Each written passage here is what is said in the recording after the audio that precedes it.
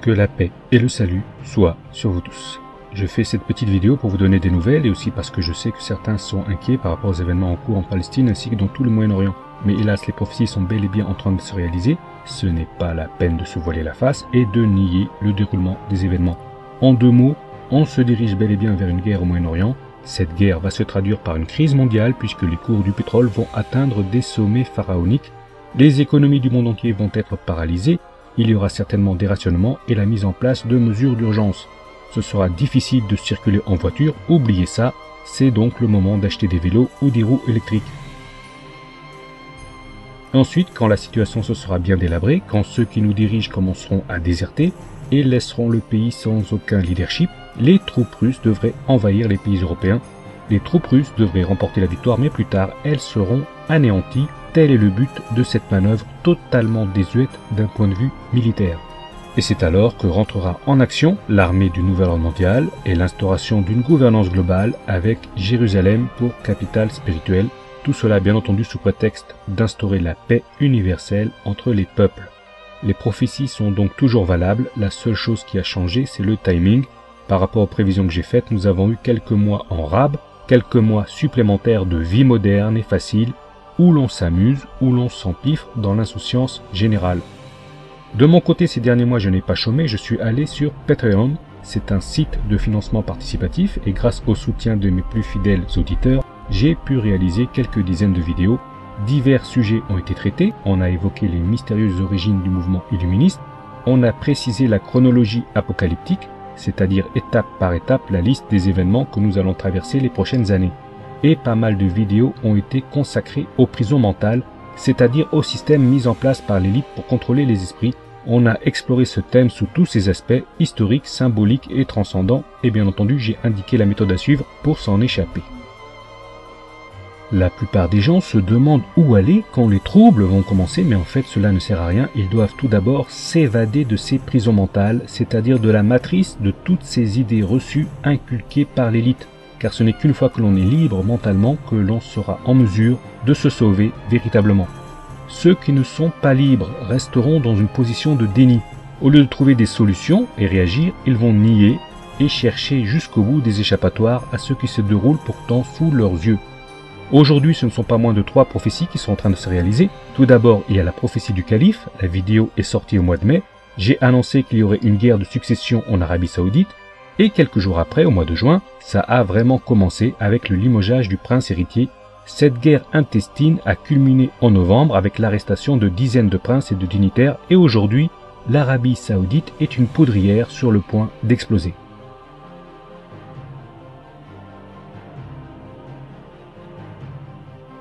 Ensuite, il y a la prophétie du Shalom qui nous vient d'Alois Erlmeyer. Celui-ci annonce que dès que l'on parlera de paix, Shalom, une guerre commencera au Proche-Orient. Or actuellement, comme chacun le sait, l'Arabie Saoudite s'est alliée avec Israël.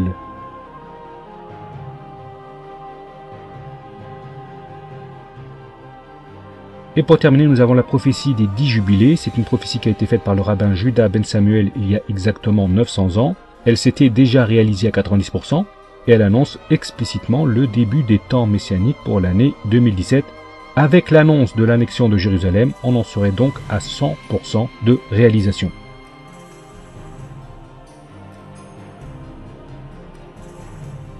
Donc, les prophéties se réalisent, nous sommes à un tournant de l'histoire, vous pouvez vous voiler la face et invoquer des prétextes, c'est une réaction normale et naturelle, d'ailleurs je la comprends parfaitement. Les gens ne veulent pas être troublés dans leur petit train-train quotidien et paradoxalement, c'est ce déni qui rend possible toutes les calamités du monde, les guerres, les destructions, les génocides et les dictatures. Donc aujourd'hui, j'annonce que dès l'instant où la guerre va commencer pour de bon et qu'il n'y aura plus aucun doute là-dessus, les vidéos que j'ai réalisées seront rendues publiques. Dès que les bombes vont pleuvoir, toutes les vidéos financées grâce à la générosité de mes auditeurs seront disponibles gratuitement sur Vimeo. C'est la moindre des choses que je peux faire. À partir de ce moment-là, vous aurez alors accès à des informations cruciales dont dépendra votre sort dans l'époque troublée qui s'annonce. Vous serez en mesure de choisir votre chemin, rester ou partir, tenter sa chance avec le nouvel ordre mondial ou s'enfuir dans les montagnes ou même dans le désert, en tout cas loin de la bête. Ceux qui ne peuvent pas attendre peuvent toujours aller me rejoindre sur Patreon, ils paieront la somme qu'ils voudront et ils auront accès directement aux anciennes vidéos gratuitement. Ceux qui ne sont pas pressés, ou ceux qui n'ont pas du tout d'argent, ou les crevards qui ne veulent absolument pas me soutenir, n'auront qu'à attendre le début de la guerre pour accéder gratuitement à des heures et des heures de vidéos, puis comme d'habitude, ils viendront troller les commentaires. C'est normal, c'est dans leur nature, on ne peut pas les en empêcher, la seule chose qui le pourrait, c'est une déflagration nucléaire en pleine face, c'est le seul moment où ils avoueront enfin qu'il se passe quelque chose et qu'il y aurait peut-être comme un petit picotement désagréable annonciateur d'un malheur imminent.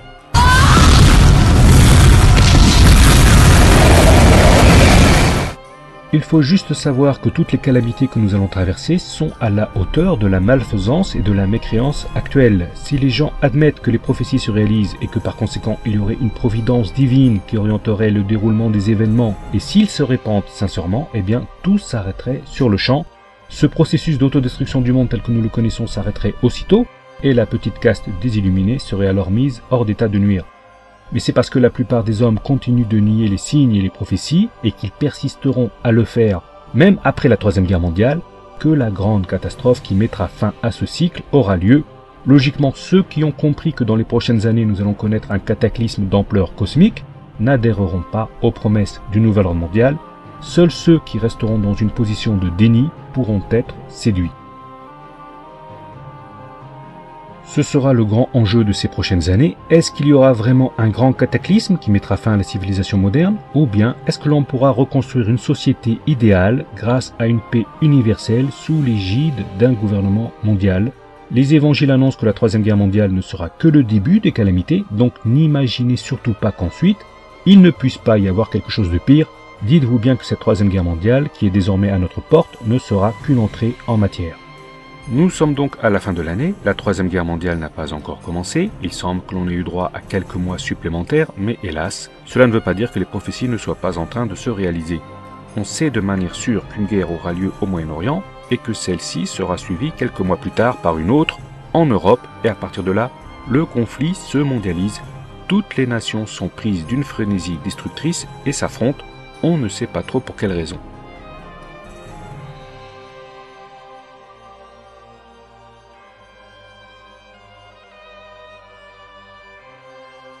C'est en tout cas ce qu'annoncent de nombreuses prophéties qui présentent d'étranges similitudes. En ce moment, il y en a au moins 3 qui sont en train de se dérouler. C'est la prophétie du calife, la prophétie du shalom et celle des 10 jubilés. La prophétie du calife annonçait une querelle de succession pour le trône d'Arabie Saoudite et on se rappelle que quelques jours seulement après l'apparition de la vidéo au mois de mai, l'un des princes héritiers, Mohammed Ben Nayef, est écarté du pouvoir au profit du fils du roi, Mohammed Ben Salman. Et depuis ce temps, celui-ci élimine tous ceux qui se trouvent sur sa route. La dernière fois ce fut au mois de novembre, comme tout le monde le sait, il a carrément emprisonné des dizaines de princes et de dignitaires saoudiens qu'il a ensuite méthodiquement dépouillés de leurs richesses en les torturant. C'est comme ça que ça se passe en Arabie Saoudite. Donc la prophétie du calife est bien en train de se réaliser, c'est un processus qui prend plusieurs mois et en principe il devrait aboutir à une guerre civile ouverte. Pour le moment on a juste eu un ou plusieurs coups d'état qui ont été soigneusement occultés. On est dans le cadre d'une révolution de palais, les princes saoudiens ne sont pas stupides et ils ne veulent pas mêler le peuple à leur querelle car ils savent que celui-ci pourrait décider de les dégager. Cette prophétie devrait culminer avec la mort d'un calife, c'est-à-dire d'un dirigeant arabe.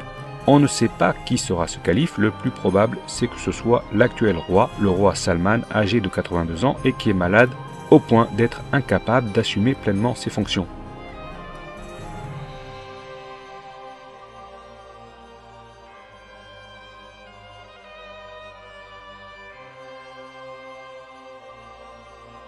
Il faut savoir que les Arabes ont beaucoup de défauts, mais qu'ils sont attachés à la royauté. Regardez le royaume du Maroc, regardez celui de la Jordanie, ils n'ont pas été affectés par les printemps arabes. En ce qui concerne l'Arabie Saoudite, le roi Salman est très apprécié de son peuple et c'est la seule raison pour laquelle celui-ci pardonne les erreurs de la caste dirigeante. Si le roi Salman venait à disparaître et à être remplacé par son fils, le prince Ben Salman, il y aurait probablement une révolte populaire. Ben Salman ne bénéficie d'aucune légitimité, ce n'est qu'un sombre crétin qui est responsable de grandes tragédies telles que la guerre au Yémen et le massacre de la Mecque qui a fait plusieurs milliers de victimes, et en outre, il se présente comme un réformateur et s'il venait à accéder au trône, cela causerait une rupture dans la société saoudienne. Donc le premier calife potentiel sur la liste est le roi, le second est son fils. S'il venait à disparaître, il y aurait évidemment des troubles civils. Le troisième peut être n'importe qui, y compris le leader du Hezbollah, Hassan Nasrallah, ou encore le président Bachar el-Assad, mais le plus probable c'est quand même le roi Salman. Une prophétie du pape Jean XXIII annonce ceci, un leader sera mort en Orient. Il sera donc mort, mais pas assassiné. Il s'agirait donc probablement d'une mort naturelle, ou que l'on fera passer comme telle. Donc en cette fin d'année 2017, on peut dire que l'avenir du monde dépend du sort du roi Salman. L'autre prophétie qui est en train de se dérouler actuellement, c'est la prophétie du Shalom. Elle nous a été donnée par le célèbre visionnaire allemand Alois Erlmeyer. Tous ne parlent que de paix, Shalom. C'est alors que ça arrive. Une nouvelle guerre au Proche-Orient s'enflamme subitement. Deux grandes flottes de guerre hostiles se font face en Méditerranée. La situation est tendue. Pour ceux qui ne le sauraient pas, les prophéties d'Alois Erlmeyer sont prises très au sérieux par les Allemands. Elles ont même été étudiées au plus haut sommet de l'État. J'ai parlé de cette prophétie dans plusieurs vidéos et c'est pourquoi j'ai annoncé qu'il y aurait une réconciliation avant la Troisième Guerre mondiale. Et avec l'élection surprise de Donald Trump, on a assisté à une certaine réconciliation avec la Russie. À l'époque, tous les journaux parlaient de Troisième Guerre mondiale et aujourd'hui l'État islamique a été complètement éradiqué grâce aux efforts conjoints des Russes et des Américains, mais surtout des Russes. Mais il manquait le Shalom, c'est-à-dire le signe qu'Israël serait mêlé à ce processus de détente. J'ai également fait une vidéo pour insister sur ce détail et au mois de mai, on se souvient tous que Donald Trump s'est rendu en visite officielle en Arabie Saoudite, puis en Israël, et c'est à partir de ce moment-là que l'on a commencé à parler de paix et à normaliser les relations entre ces deux États, et cela aboutit aujourd'hui au renversement géopolitique que constitue l'alignement de l'Arabie Saoudite sur les positions israéliennes. L'Arabie Saoudite a trahi les Palestiniens, elle n'a pas vraiment contesté l'annexion de Jérusalem, et en prime, elle se propose de combattre l'Iran et le Hezbollah. Donc aujourd'hui la carte géopolitique du Moyen-Orient est en train d'être redessinée. L'Arabie Saoudite est devenue le meilleur allié d'Israël dans la région.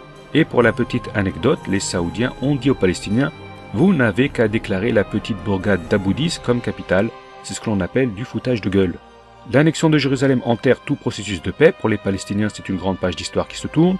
Et le problème, c'est que pendant plus de 20 ans, les Américains ont fait semblant de soutenir les efforts de paix entre Israéliens et Palestiniens. Et là, ils ne sont plus crédibles. Ils ne peuvent plus s'asseoir à la table des négociations sur la base du droit international et des résolutions de l'ONU. Aujourd'hui, ce miroir aux alouettes qu'est le processus de paix avec les accords d'Oslo, la solution à deux États, la terre contre la paix, tout cela est tombé aux oubliettes. C'est le seul effet concret qu'aura cette décision. Sur le terrain, il n'y a rien qui change et d'ailleurs, il faudra plusieurs années pour déménager l'ambassade américaine. Donc on oublie la paix et le droit international et paradoxalement, la prophétie parle de paix, shalom. Alors que pourrait-il se passer ?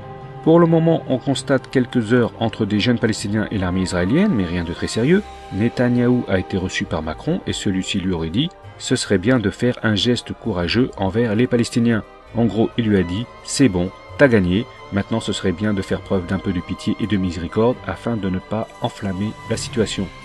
Tout ça, c'est bien évidemment du storytelling. Macron, sur le plan international, il se positionne fort intelligemment en faiseur de paix, puisque désormais le camp américain fait défaut.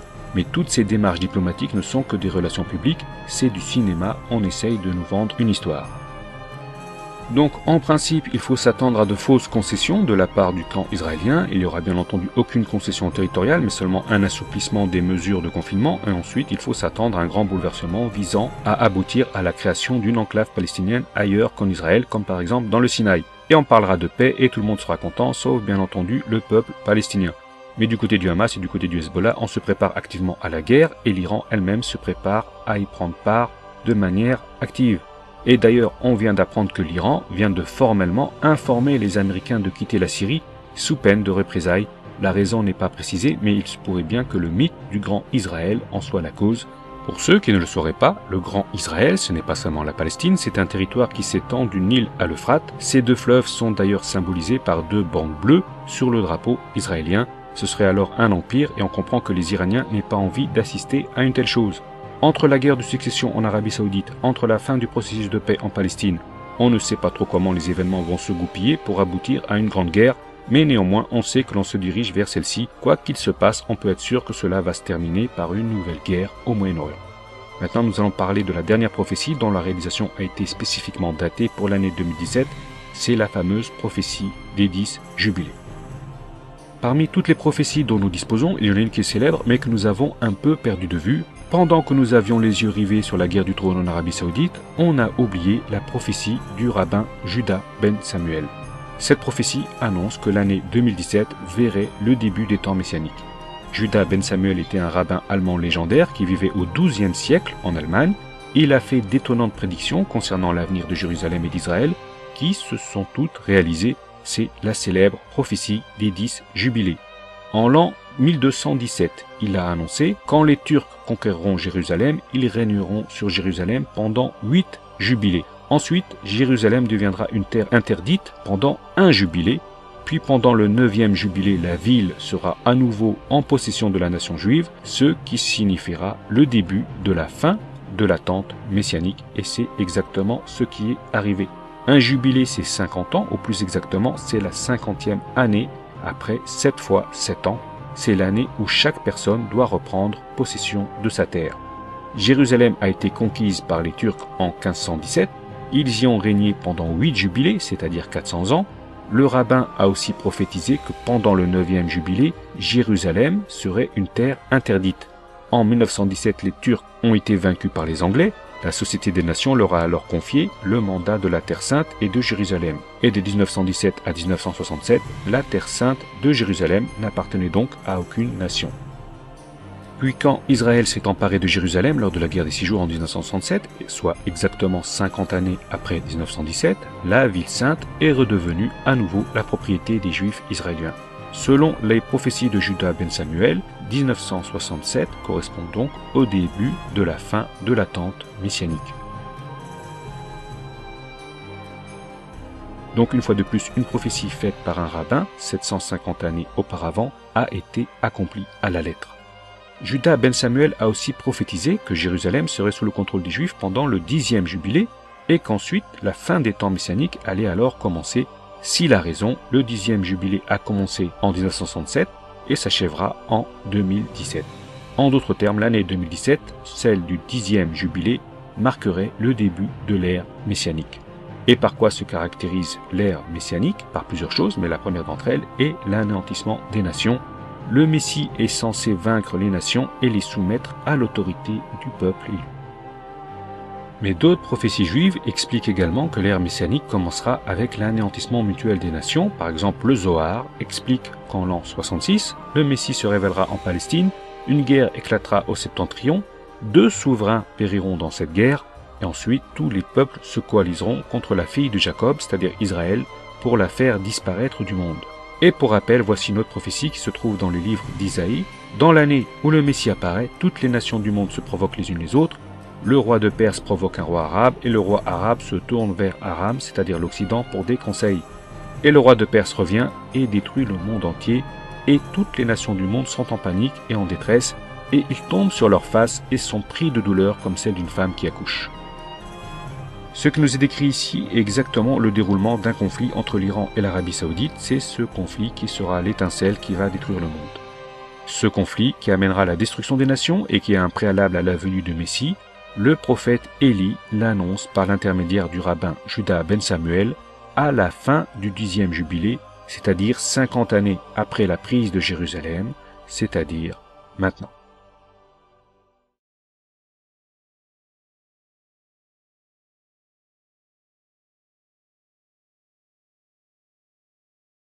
Supernis luminaribus miseatur,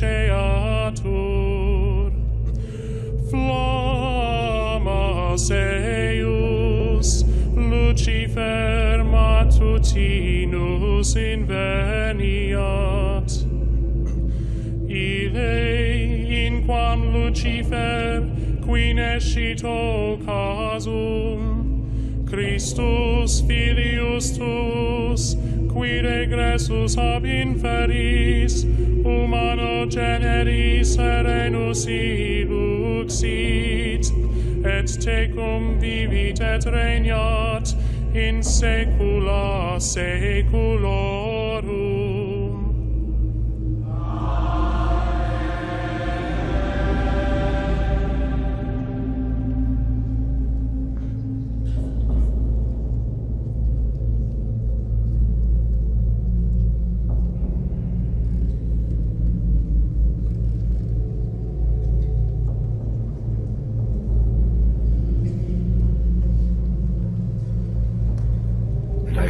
voice from heaven saying, Come out of her, my people, that ye be not partakers of her sins, and that ye receive not of her plagues.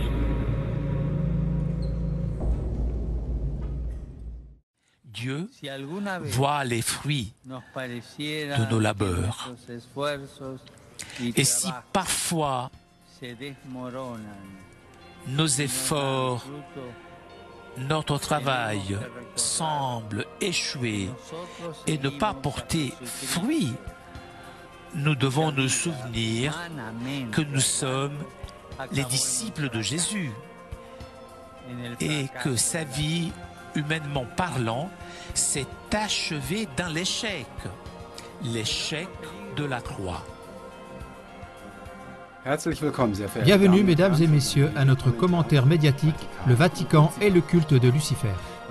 Ce qui a été découvert en 1992 déjà dans le plus grand journal mexicain Proceso excite à nouveau les esprits ces jours-ci. Par la bouche du grand commandeur du Conseil supérieur des francs-maçons du Mexique, Carlos Vázquez Rangel, on a entendu la chose suivante, je cite littéralement, « Dans l'espace des 8 bâtiments dont se compose le Vatican, il n'y a pas moins de 4 loges de la franc-maçonnerie écossaise. » Dans ce contexte, un père a dit que dans certains pays où l'Église ne peut pas agir, ce sont justement ces loges maçonniques qui gèrent là-bas en secret les affaires du Vatican. Dans le cadre des recherches et d'un travail d'information à grande échelle, ces jours-ci, de par le monde sont rassemblées des preuves lourdes qui apportent des révélations stupéfiantes sur cette relation étroite du Vatican avec la franc-maçonnerie écossaise. Les luttes entre l'Église catholique et la franc-maçonnerie durant des dizaines d'années n'étaient-elles que des simulacres de combat devant le public? De même, on a caché au public qui a été le créateur de la forme actuelle du plus grand rite maçonnique, celui qu'on appelle le rite écossais. Ce n'était personne d'autre qu'Albert Pike. Albert Pike, sataniste pratiquant, était aussi connu comme cofondateur de l'Église satanique. Entre 1859 et 1891, Albert Pike était le grand commandeur de la franc-maçonnerie écossaise. C'est justement cette relation non négligeable qui émeut les esprits tout autour du globe ces jours-ci. À savoir qu'Albert Pike écrit dans son ouvrage « Morals and Dogma ». Yes, Lucifer is God. Lucifer, God of light and God of good, is struggling for humanity against Adonai, the God of darkness and evil. Oui, Lucifer est Dieu. Lucifer, Dieu de la lumière et du bien, lutte pour l'humanité contre Adonai, le Dieu de l'obscurité et du mal. En d'autres termes et sans équivoque, Albert Pike associe le bien à Satan, c'est-à-dire au diable, et le mal au Dieu créateur. Cependant, ceci est très préoccupant pour beaucoup de personnes. Tandis qu'une rivalité constante entre le Vatican et la franc-maçonnerie a été attestée vers l'extérieur, il est venu au jour que le pape de 33 jours de ce temps-là, Jean-Paul I, qui était prétendument la victime d'un rituel de sacrifice, était lui-même un franc-maçon actif. Jean-Paul I a recommandé le franc-maçon Lucifer Carducci comme idéal pour la jeunesse, alors que c'est du cru de ce dernier qu'est le fameux hymne satanique. Et déjà des mitres et des couronnes tressaillent. Salut Satan aux rébellions, ô puissance vengeresse de la raison. Carducci était le fondateur de la propagande franc-maçonnique en Italie et il a constitué la Propaganda Due, la loge P2 à Rome, dont le cardinal Marzinus, un Voicilla Intimus, a aussi fait partie plus tard. En janvier 1996, le Grand Orient d'Italie a proposé le prix Galileo Galilei au pape Jean-Paul II. C'est la plus grande distinction de la franc-maçonnerie italienne. Motivation: la personne ainsi honorée a toujours pris fait et cause pendant son pontificat pour les valeurs de la franc-maçonnerie universelle. Regardez dans les émissions suivantes d'autres témoignages du culte secret de Lucifer dans l'Église catholique qu'on discute actuellement beaucoup. Pour mieux comprendre, nous comparons d'abord l'énoncé exact du lexique au mot Lucifer. car jusqu'à présent, on ne connaît le nom Lucifer que par le latin d'Église. Depuis toujours, ce nom avait la réputation d'être le nom propre de Satan, à savoir du diable. Si maintenant ce nom se manifeste de plus en plus ouvertement dans l'adoration en latin, ces choses sont donc des présentations déjà très claires. Mais lisez et voyez vous-même. Lucifer, latin d'Église, Lucifer, le diable, Satan, définition du lexique. Depuis toujours, le lexique définit Lucifer comme le nom du diable ou Satan en latin d'Église. Alors que le chantre chante en latin clairement et ouvertement Lucifer lors de la messe pascale, dans l'Exulté, les textes allemands des livres de cantiques catholiques masquent le nom Lucifer avec le mot « étoile du matin ». La Bible latine, la Vulgate, quand elle parle de Jésus comme étoile du matin, n'utilise nulle part le mot Lucifer, mais exclusivement Stella Splendida Matutina. C'est pourquoi la découverte de cette dissimulation évidente de Lucifer est en train de soulever un tollé mondial. Si on reste fidèle à la définition très ancienne du lexique, le chantre catholique ne chante dans sa liturgie rien d'autre que Lucifer. Il apparaît le matin avec ses flammes. Ce Lucifer, je souligne, celui qui ne connaît pas de défaite.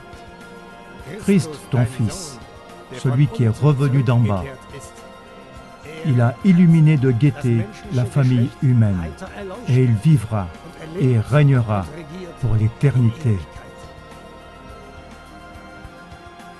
Il y a toujours plus de preuves que la tête de l'Église catholique considère et vénère secrètement Lucifer comme le vrai Fils de Dieu. Et puis, le plus grand télescope spatial nommé Lucifer a aussi fait grande sensation. À qui appartient-il? Au Vatican. Mais regardez vous-même l'émission qui suit.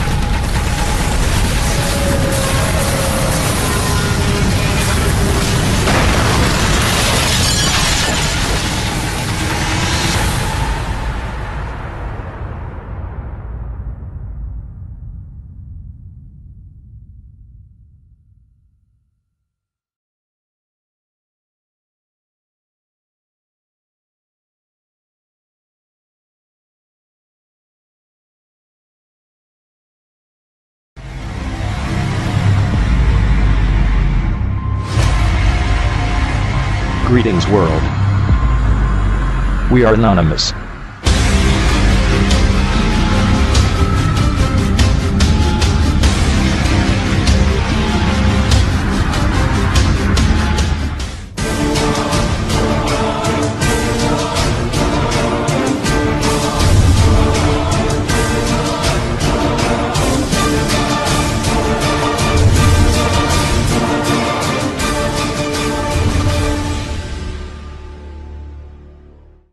Bonjour citoyens du monde libre, ceci est un communiqué d'Anonymous du groupe Facebook, uni contre le nouvel ordre mondial. Le projet Bluebeam de la NASA est une stratégie pour imposer la religion du nouvel âge avec l'antéchrist à sa tête et ce en 4 phases.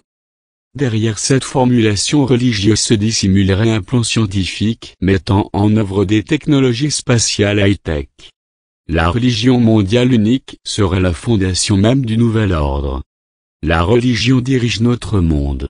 Elle l'a toujours fait et elle continuera ainsi pour l'éternité, à cause du fait que l'humanité a besoin de croire en un pouvoir divin. Ce genre de pouvoir est exactement ce que le projet Bluebeam cherche à accomplir, via des méthodes malhonnêtes et sournois. En usant des techniques de déception et de manipulation des masses, Bluebeam posera les fondations pour un nouveau gouvernement mondial basé sur une religion du nouvel âge qui unifiera tous les textes sacrés de la Terre. Étrange nom. Ceux qui ont tout d'abord élaboré ce projet secret nous ont aussi donné une description très brève des cibles potentielles. Le projet Bluebeam devrait passer plusieurs étapes avant d'être établi.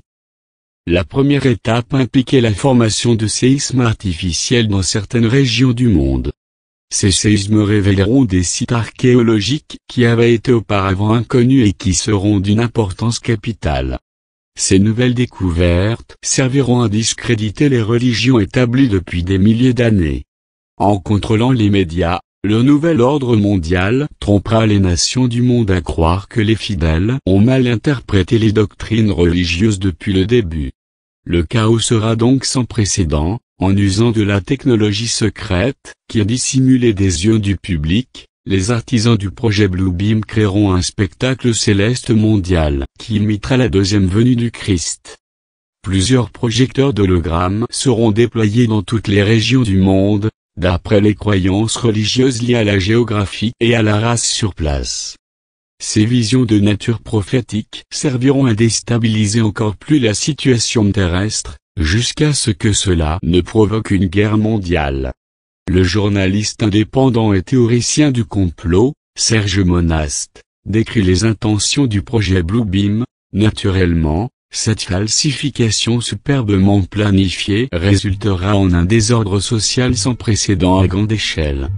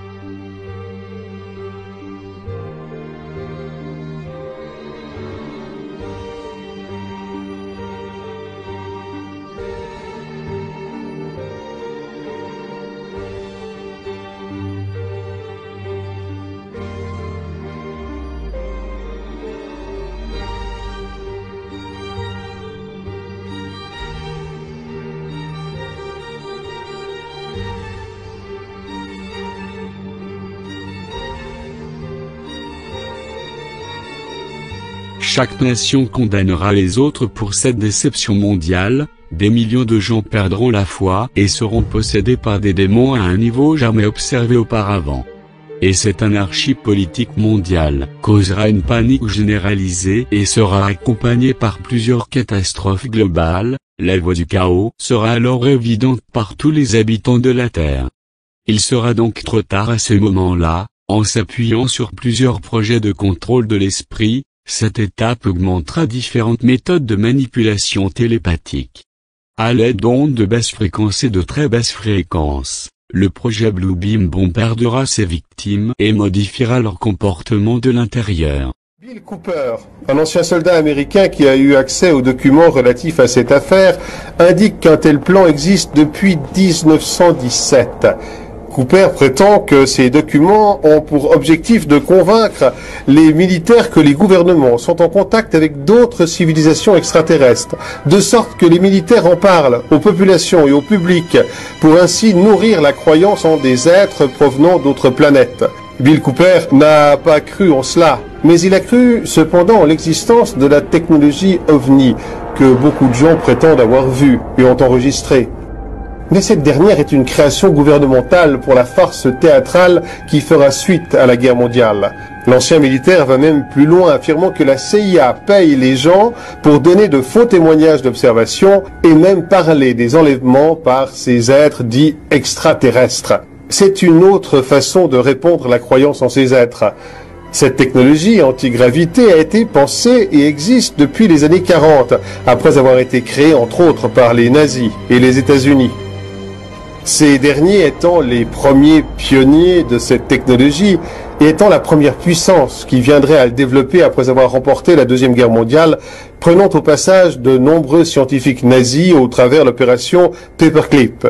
De ce fait, de nombreux scientifiques de la NASA ont des noms allemands, comme le fameux Werner von Braun, qui, avant sa mort, avait mis en garde contre de faux extraterrestres à venir pour attirer les masses vers un gouvernement mondial. Un chercheur polonais nommé Igor Witkowski, qui a écrit plusieurs livres sur la technologie allemande de cette période, a montré au chercheur britannique Nick Cook l'un des endroits où les nazis ont effectué des tests de la technologie antigravité dans un village aujourd'hui polonais qui était sous le contrôle des nazis.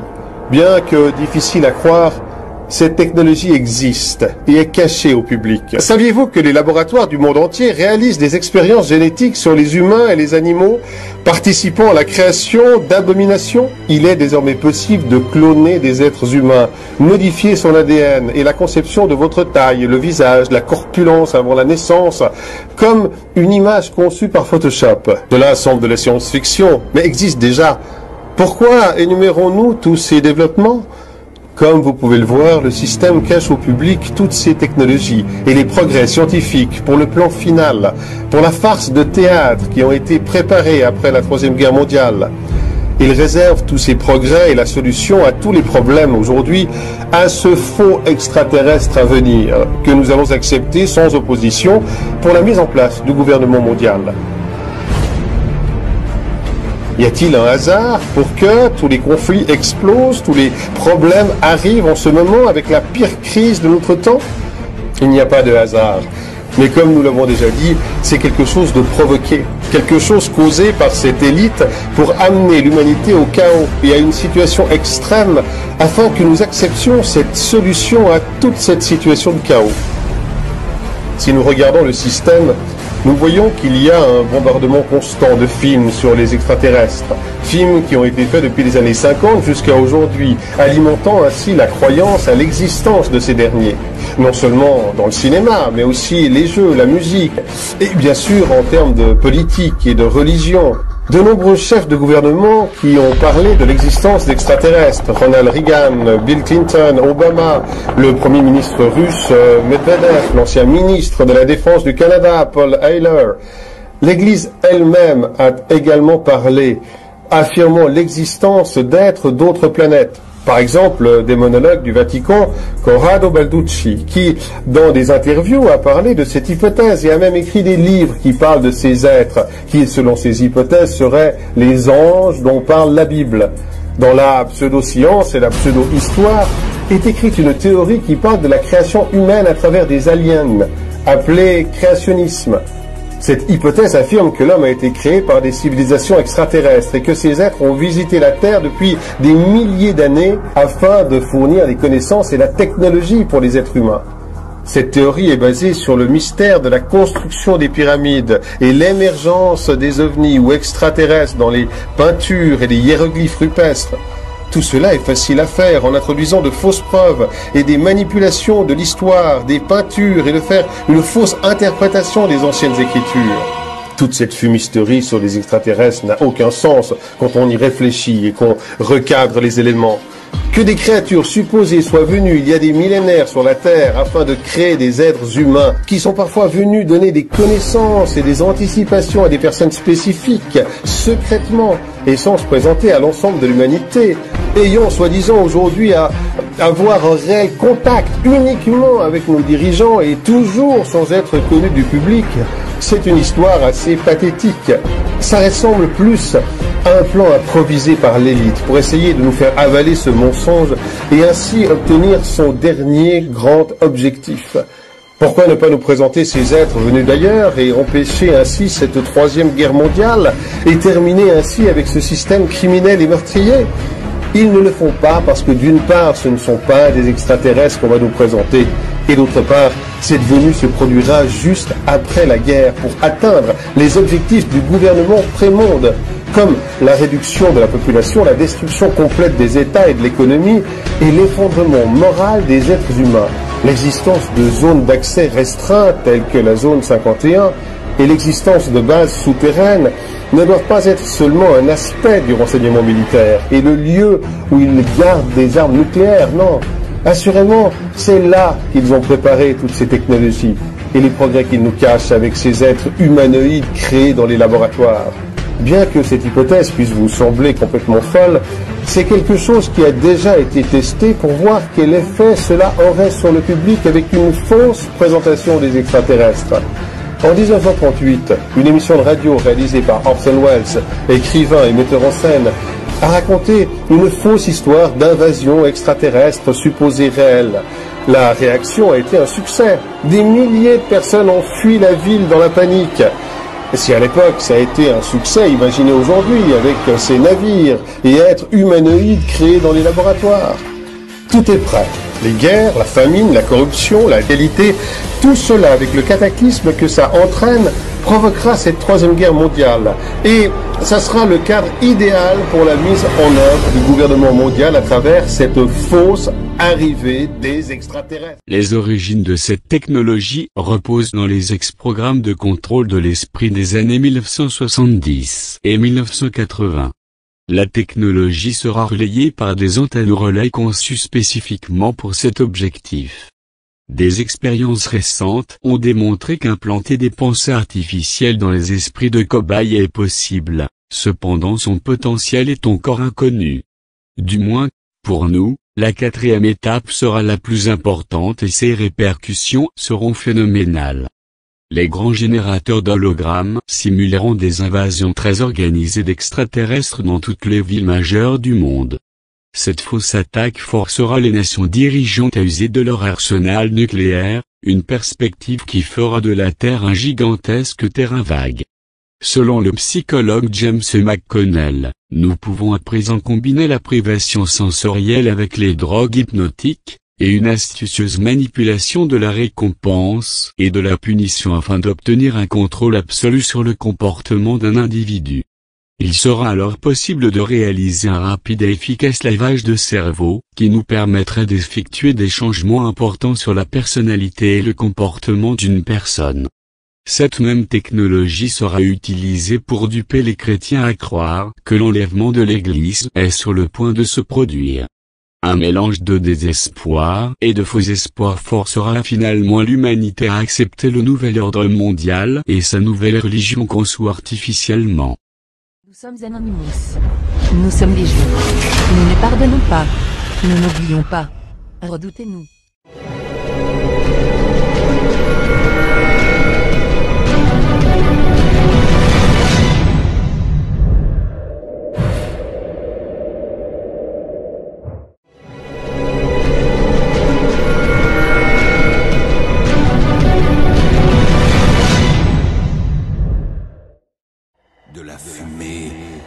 sortirent des sauterelles qui se répandirent sur la terre.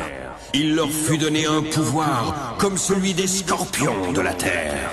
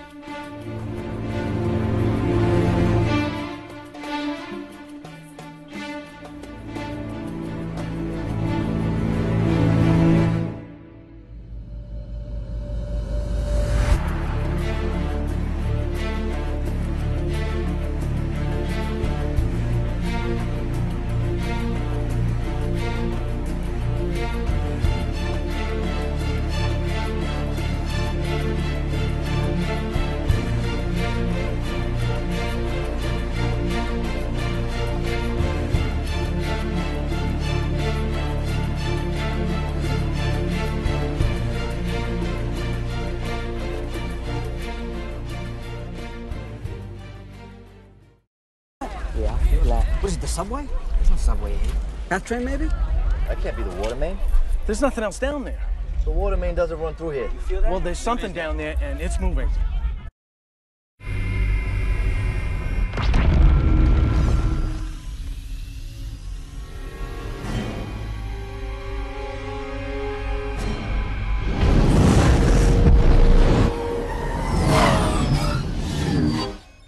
Right.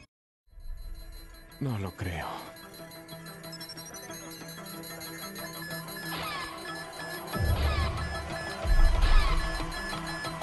Por Dios.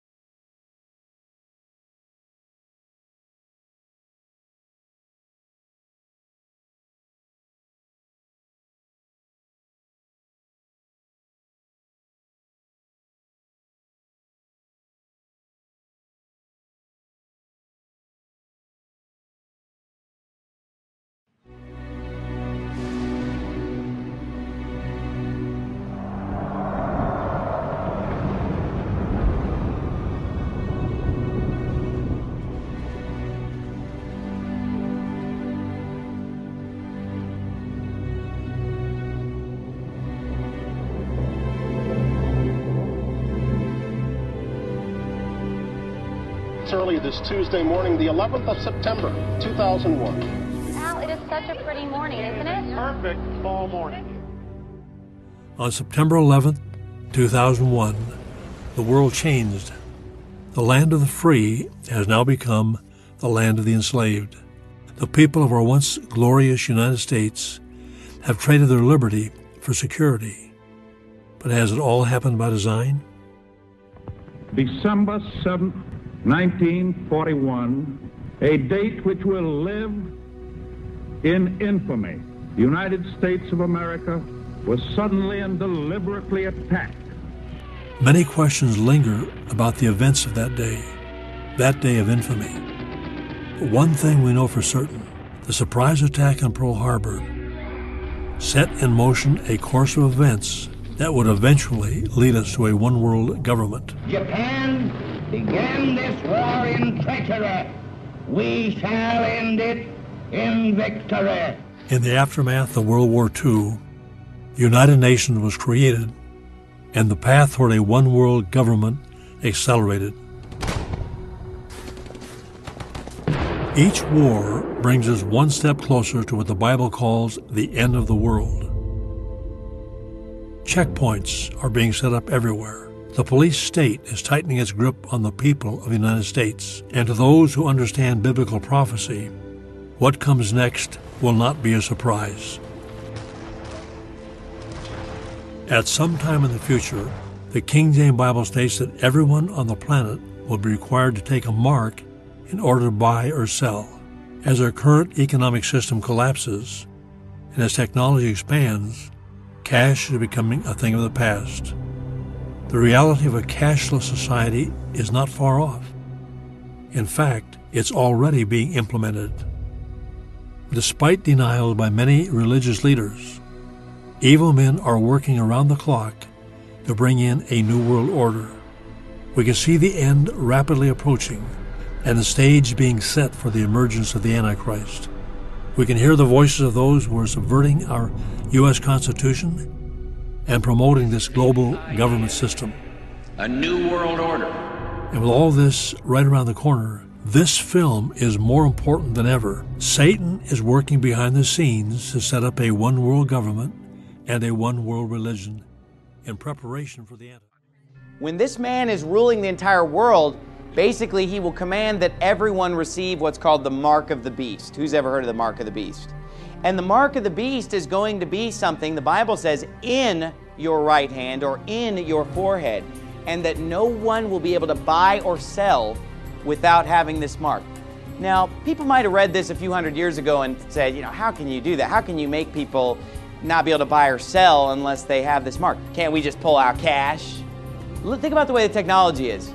This money that I hold in my hand, this Federal Reserve note, it's a piece of paper. It's worthless. It does not have any intrinsic value. When you see a cashless society starting to develop, more and more we're getting away from using cash. There will be a time when physical money is just going to cease to exist. So is paper money a relic of a bygone era? 95% of the transactions in America or more now have nothing to do with physical pieces of paper or coins. Have you ever wondered if one day cold, hard cash will simply cease to exist? It's a reality that some say that we should accept. Greenbacks and coins have become an inconvenience. The principle is that we have to move this economy from a cash-based economy to a cashless economy. This involves the banks, it involves the telecoms companies, it involves providers of ATMs and POSs. It involves a cultural change. Just what do you call money these days? Is it a handful of coins and notes? Or are cards taking over? And are some forms of money coming to the end of their lives, like the check? Suppose every store in your town said, hey, we're not taking cash anymore. Well, suppose they said, hey, we're not even going to take checks or credit cards because there's too much fraud, too many stolen credit cards, too many bounce checks. It has to be electronic transaction. Because let's face it, the paper money's not really worth anything anyway. It's a piece of paper. Might as well be monopoly money. It's not gold, it's not silver, it has no intrinsic value. So first, they've gotten us used to using pieces of paper that are worthless as money. Today, I can exchange that piece of paper for goods and services. But if somebody said tomorrow, that money's not worth anything, it wouldn't be worth anything. Because you remember the Confederate States of America? Remember the Confederate money? People saved up Confederate money in the mattress. Guess what? It wasn't worth anything. Well, they could do that to you too. And just say, well, your paper money's no good. Now it's all just in your account. It's all tied in with your Facebook and your YouTube channel and your Gmail. And it's great because there's no identity theft. You don't have to worry about leaving your wallet at home. You don't have to worry about your credit card being stolen. It's all just completely cashless. We can control the drugs because there won't be any way to have a cash transaction. It's to prevent crime. It's sci-fi technology that's about to enter the checkout lane, all in the name of speed and convenience. You'll be able to buy anything from bread to beer if you agree to give the store your ultimate identity. It scares the heck out of me. Once you have your groceries scanned, now what do? Touch your index finger to the image reader and you've paid in about 3 seconds, all with the touch of your fingertip. It's called biometrics, an automated way to recognize you based on your unique biological characteristics.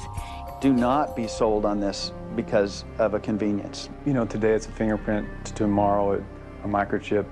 Maybe that ushers in the mark of the beast. Donnie Attaway quit his management job at Quick Trip when the convenience store chain told him he had to swipe his finger to clock in and clock out. And although it may be optional today, you know, who knows about tomorrow. Experts say biometrics are about to pervade every aspect of our economy and daily lives. And you put your finger in there, and my name comes up, and she's got all my information. And it's that quick? It's very quick. Love it? Love it. People across the world already use biometrics. The U.S. government, the airlines, gas stations, even Walt Disney World uses technology that can read guests' blood veins in lieu of carrying day passes. This one world government is going to have so much power that it's going to be able to dictate that no person on this earth will be able to buy or sell without having the mark of the beast. Now it's interesting, the King James Bible very clearly says that the mark of the beast, this mark that will be required for you to buy or sell, will be located in their right hand or in their forehead. This could be some kind of an implantable chip, where in order to buy or sell, you're just going to need to scan this chip. What's going to happen one day is that they will say, this paper money, that $100 in your pocket, it's worthless.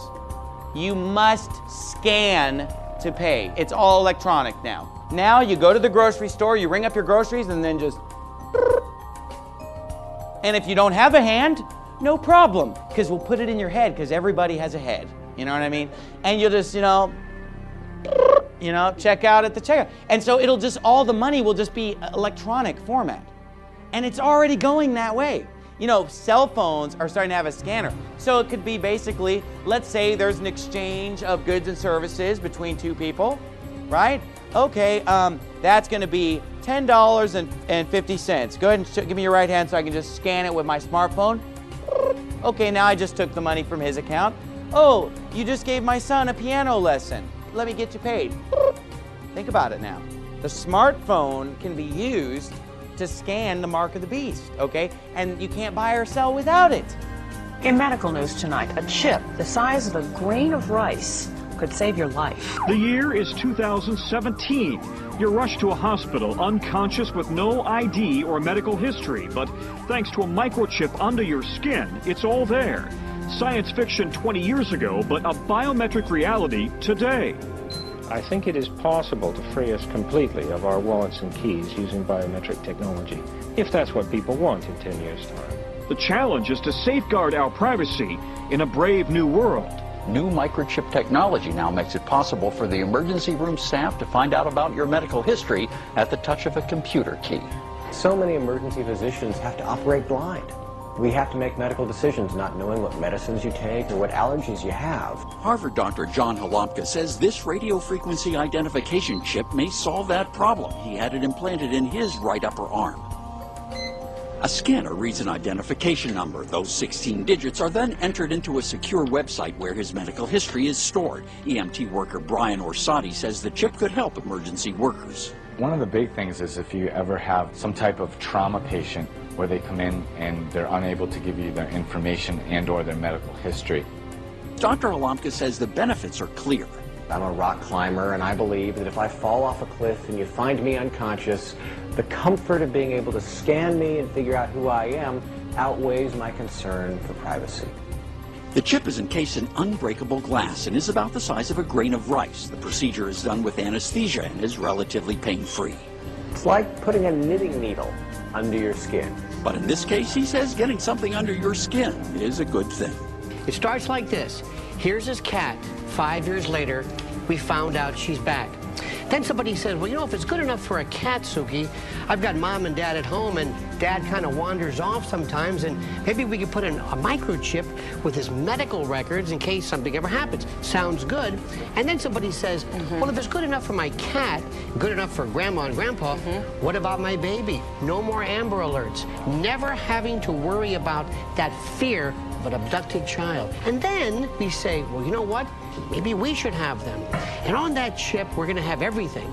Credit cards, driver's license. Think about it, Metro card. I'm thinking. No more wallets. Think about this. You don't carry keys anymore. So the question I want everybody at home to ask is that a good idea? Because that's where we're going next. It's too sci-fi for me, I'm telling you that. It's here. Much. I know it's here with pets and in a limited basis, but for humans but your and child.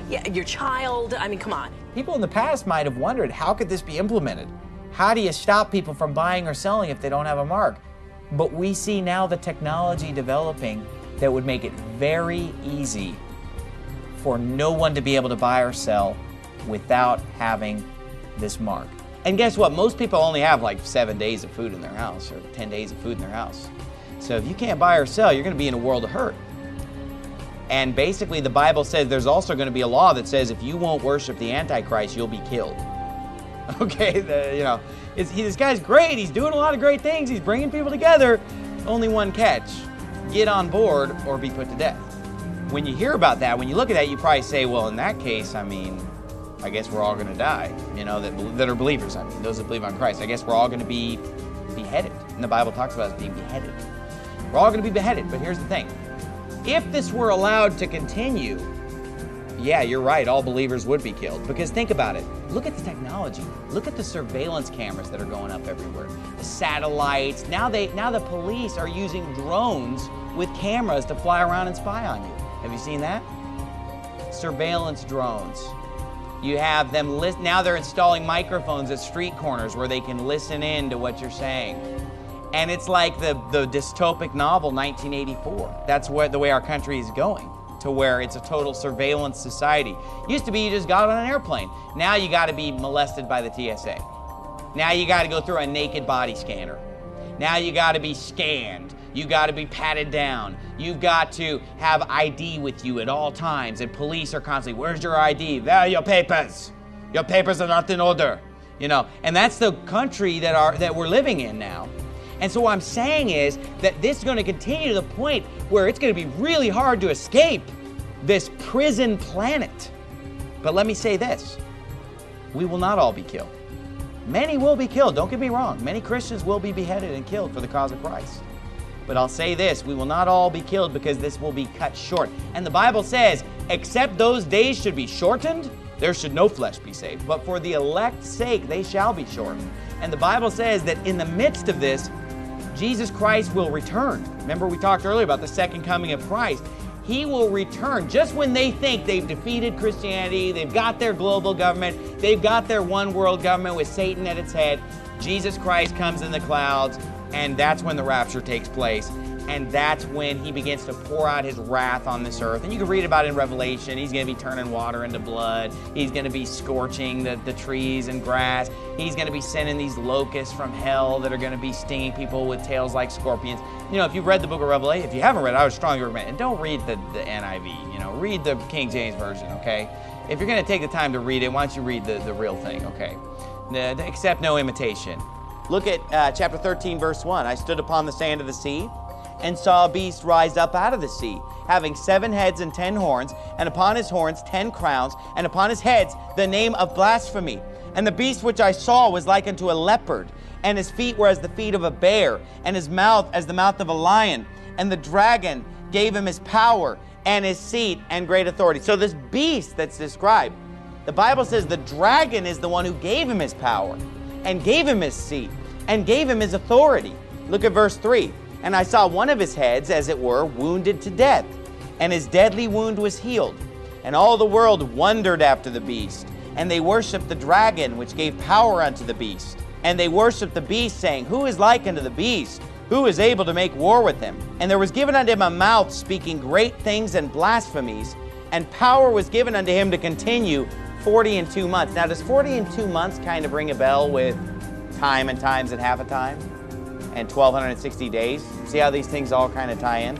He says in verse 6, And he opened his mouth in blasphemy against God, to blaspheme his name and his tabernacle and them that dwell in heaven. Watch this, verse 7, here's the key. And it was given unto him to make war with the saints. Now, didn't we see in chapter 12, verse 17, the dragon's goal was to make war with those who believe in Christ and keep the commandments of God? Here he says, it was given unto him to make war with the saints. Watch this, to overcome them. Who's going to win in this war between the saints and the devil on this earth? The devil. He said he's going to make war with the saints and overcome them. According to Revelation 13, the Antichrist's goal is to make war with the saints. So he doesn't want Christians to take the mark of the beast to avoid persecution. He wants every Christian dead. You say, well, that's depressing. Well, just read to the end of the book and you'll see what happens. You know, you'll see who wins in the end, okay? This is just a temporary setback in chapter 13, okay? But he says in verse 7, it was given unto him to make war with the saints and to overcome them, and power was given him over all kindreds and tongues and nations. And all that dwell upon the earth shall worship him, whose names are not written in the book of life of the Lamb, slain from the foundation of the world. So this man that's called the beast, this man who has power over all nations, all kindreds, all tongues, his goal is to make war with the saints, and the Bible says that everyone on the earth will worship him. Wait a minute. No, it doesn't. It says everyone on the earth will worship him, whose names are not written in the book of life of the Lamb, slain from the foundation of the world. So let me ask you this. Are those whose names in the book of life, are they worshiping him? No. Well, the Bible says he'll be so believable and so smooth that he would deceive the elect if it were possible.